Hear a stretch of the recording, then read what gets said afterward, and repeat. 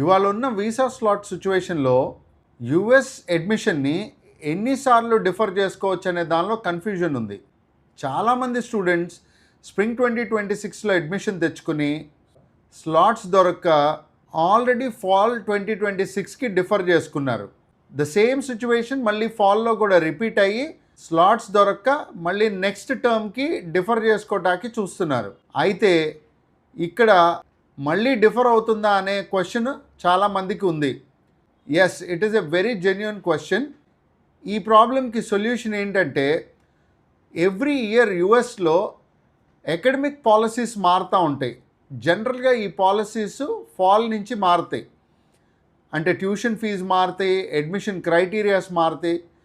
ఇలా మారి ఉంటే మీరు అప్లై చేసిన యూనివర్సిటీకి వాళ్ళు న్యూ అప్లికేషన్ని సబ్మిట్ చేయమని అడుగుతారు. అలా కనుక పాలసీస్ మారకపోతే ఆ యూనివర్సిటీకి మీరు ఏదైతే యూనివర్సిటీకి డిఫర్ చేయాలనుకుంటున్నారో ఆ యూనివర్సిటీ హ్యాపీగా డిఫర్ చేస్తుంది. సో ఈ ఇన్ఫర్మేషన్ గురించి మీరు మీ కన్సల్టెంట్స్ దగ్గర ఒకసారి చెక్ చేయండి. వాళ్ళ దగ్గర నుంచి మీకు కావాల్సిన ఇన్ఫర్మేషన్ రాకపోతే please contact us. We will help you defer your admission. Whether it is a new application or with the existing application, we can defer it for you. Thank you.